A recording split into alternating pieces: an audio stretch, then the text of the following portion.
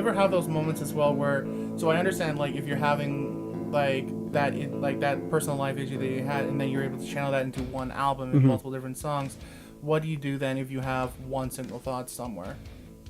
Okay, so here's how I approached my first album. So my first album was me dealing with the emotions. I don't think I ever really, there was only one song that actually dealt with the topic, and it's instrumental, of my dad passed away. Like that on that album, there's my kind of struggle with religion.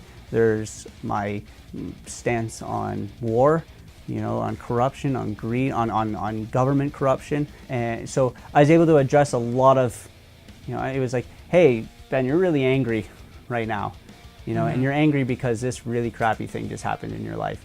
And I just took that anger and just drove it. But you're also angry about religion, and you're also angry about corruption, and you're also angry about war, and you're also angry about this. The softest song on the album is the one that I actually wrote for my dad.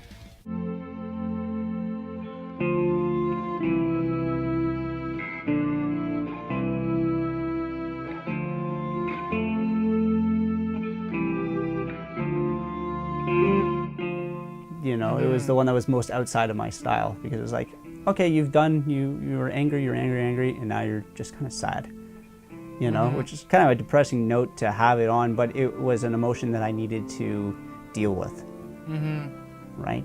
And then after I was done with it, I was like, done, So it wasn't so much about channeling, okay, how are you going to talk about your dad's death through song 1 to 7? I don't really, if somebody doesn't know me, and they listen to that album, I don't think they'd ever know. Right. Because I don't explicitly talk about it. And the song that is directly driven from that is instrumental. Right? So, because I couldn't put words to it. I think it's well-rounded in that sense, is that like anybody can listen to it. You don't have to deal with me kind of going on about my grief, that kind of stuff. I was dealing with my grief, and I just channeled that emotion and drove it into different subjects. I take that anger and that unfairness and talk about something else. I understood that he passed away, so like I had no trouble handling that. It was the emotions that drove from that event that I was like, wow, I'm really angry. I'm reacting on people that I never would react this way. A couple of years ago, and this is poisonous, this is toxic, and you need to get this out.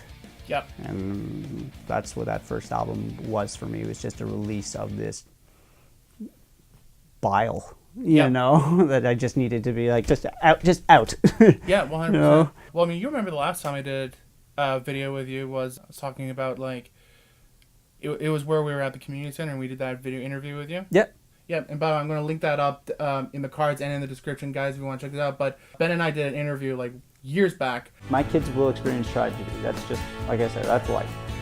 If they can turn to their instrument as some form of solace and maybe have it shield them a little bit, or maybe the parents are going through a divorce and they have a little bit of pent-up aggression, put it into your music, right? It's better than keeping it bottled up. Put it into your music, like take it, like not take it out on your instrument, but express that through your music and just as a way of filtering out that. I think sometimes you're right. Sometimes you do have to take it out on your instrument. Sometimes you have to kick the crap out of your instrument, and not in the physical sense, but in the maybe the sound that you're channeling through it, right? So I think it's one and the same. But what I probably was talking about, and one thing that I talk to my students on their meet and greet when I first meet them, is I tell them, the reason why I do this is every student that I will ever meet and I will ever teach will experience tragedy at some point in their life. Whether they're 8 years old when they experience it or they're 58 when they experience it, they will experience it. And that is a heartbreaking fact, but it's also part of what makes life so phenomenal, right? Is that you can't thrive in life if you don't understand that it can be taken away with a snap of a finger.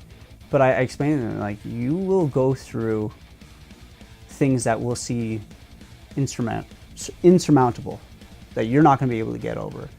I was fortunate enough to have music to protect me a little bit, to shield me, to keep me from doing something that I could not take back, right?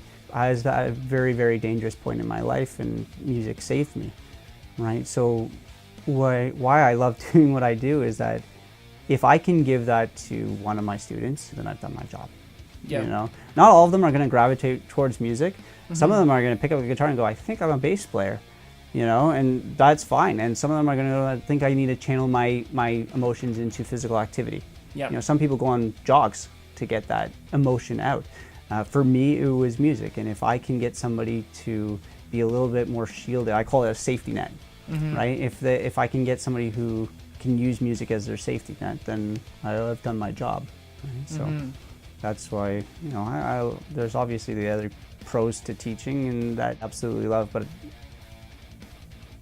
the reason why I have the most fun is because I know that for some of these kids, this is going to be what keeps them safe. You know, this will never judge them. Some of them will be bedroom musicians for the rest of their lives. Some of them will pursue other things. Some of them may take music and go further with it, right? But if they have something that they can turn to that will just listen to them and allow them to express themselves, then good.